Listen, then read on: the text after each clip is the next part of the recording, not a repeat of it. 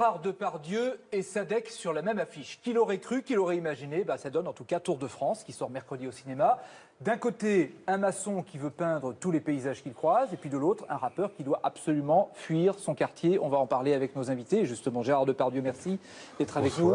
Merci et bonsoir. Sadek, bonsoir. Merci d'être sur ce plateau. Avant d'aller un peu plus loin sur le propos et dire un petit peu comment vous avez vécu ce film et ce que vous voulez en dire, on va voir un extrait qui nous met dans l'ambiance. Pauvre France, hein. Puisque c'est vous qui terminez, on va commencer par vous, Gérard Depardieu. C'est un film qui est un choc des cultures, mais un choc de génération aussi.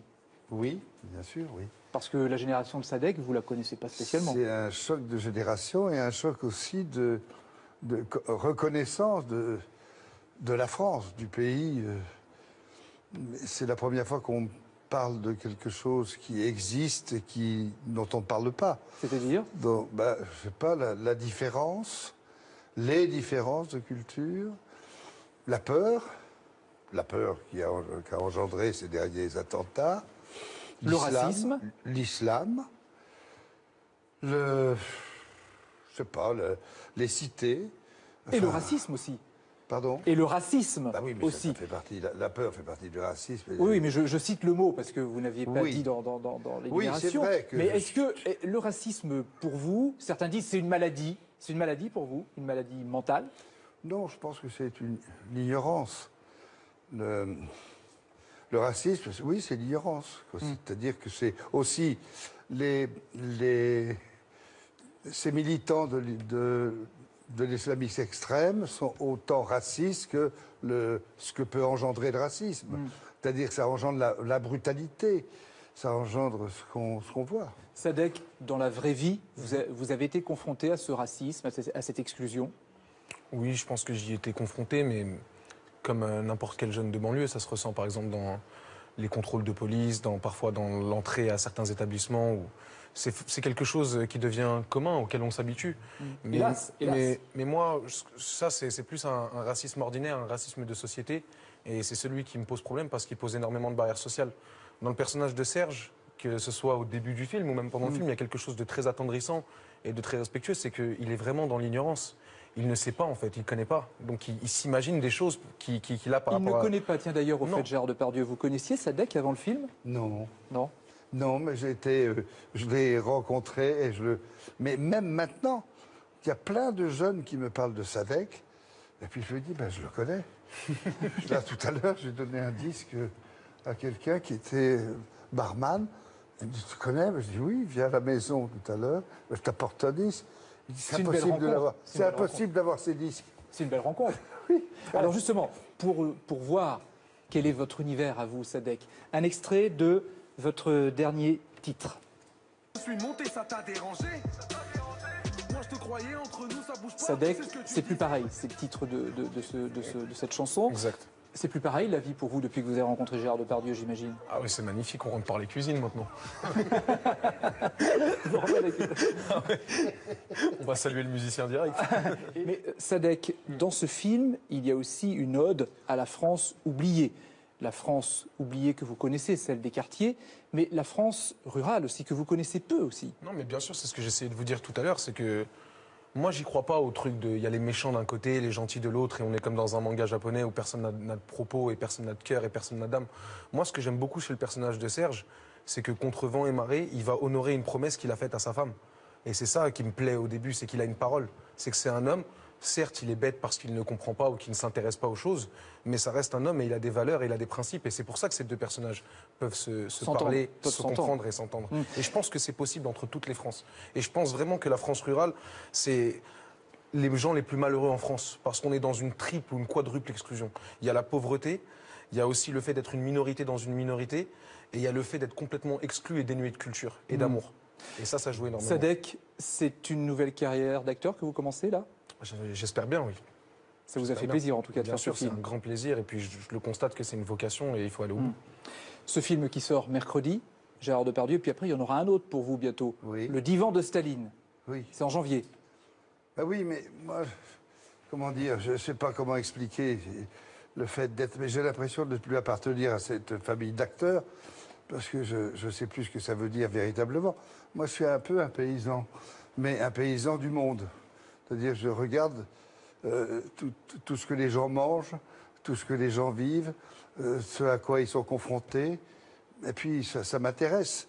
Et c'est vrai que Staline est un personnage qui a été décrié beaucoup, mais je m'aperçois que quand on voit, par exemple,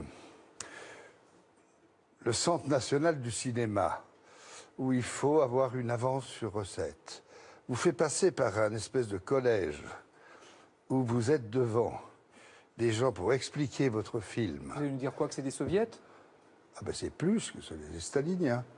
C'est-à-dire qu'on a... Mais est-ce que ça suffit par exemple, pour réhabiliter Staline, c'est la question? Non, c'est pas ça.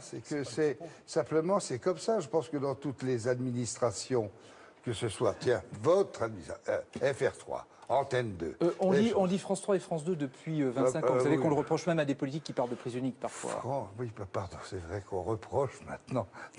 Mais c'est vrai que... Mais bon, c'est pas la peine de me faire parler de ça. Staline, il y a une chose qui est très beau dans le divan de Staline, c'est Fanny Ardant, qui s'est attelée à ce travail de merde, je n'arrive plus à trouver mes mots, pardon. De restitution historique? Non, d'essayer d'adapter un roman de Jean-Daniel Balthazar et d'essayer de montrer un Staline qui n'est pas forcément sympathique, qui n'est pas forcément antipathique, mais qui, dans sa villégiature, se rend compte qu'il fait peur et qu'il arrive parfois à se faire peur. Et il est là pour essayer de découvrir ce charlatan qu'est Freud. Et donc, c'est uniquement ça, ça tourne autour de ça. Et ça mène à plein de débats actuels qui sont menés notamment par des philosophes actuellement. Merci Gérard Depardieu. Merci. Merci Sadek. Excusez-moi de ne pas pouvoir m'exprimer comme, ça va très bien. Comme ça va le très bien. docteur Freud. Ça s'est très bien passé, il n'y a pas de problème, vous n'avez pas à vous allonger sur le divan. Merci d'être venu sur le plateau du Grand Soir 3. Et on retrouve tout de suite l'actualité des régions.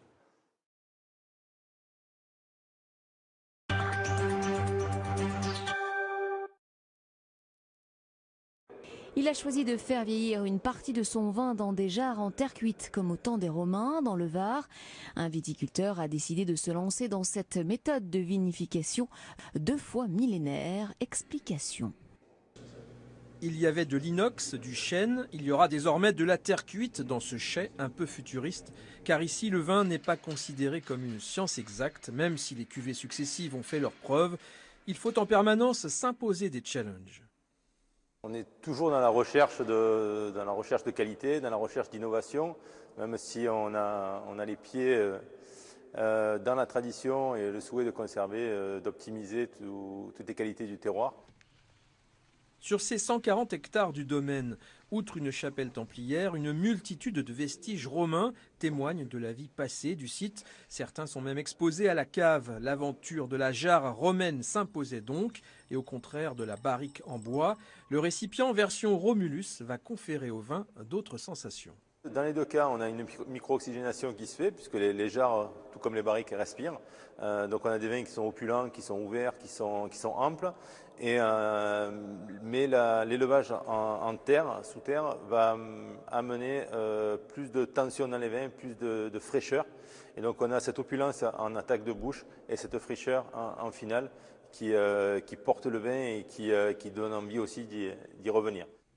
Pour le moment, la phase est expérimentale. 1500 bouteilles peuvent être extraites des 2 jarres. Mais si l'expérience s'avérait concluante, c'est toute une partie de la production de Château-Thuéry qui pourrait retrouver une fabrication à l'ancienne au travers de cette technique 2 fois millénaire. C'est une chanson. Morte se ramasse à la pelle. Tu vois, je n'ai pas oublié. Le pub spectacle au théâtre de la Gaîté Montparnasse, Yves Olivier ou le destin d'Yves Montand. Quel plaisir. Ben oui. Le Moulin Rouge. C'est d'une vie quand même extrêmement riche que vous avez réussi à faire et c'est pas évident. Donc bravo, bravo encore. Merci. Yves Montand, fils d'immigrés italiens arrivé en France avec sa famille dans les années 20 pour fuir le fascisme, son destin est en quelque sorte celui d'un migrant. Petite chansonnette, un petit trousse-claquette, cric-crac, l'affaire est dans le sac. C'est une audition. Bien sûr que non. Émile. Bien sûr que oui. Fait terriblement écho avec ce qui se passe aujourd'hui. Je pense qu'il ne serait pas très heureux de ce qui se passe aujourd'hui d'ailleurs. Mais en même temps, ça donne de l'espoir parce qu'un migrant comme ça qui réussit, On se dit comment il a fait pour réussir. C'est pas que le dessin, c'est pas que la chance.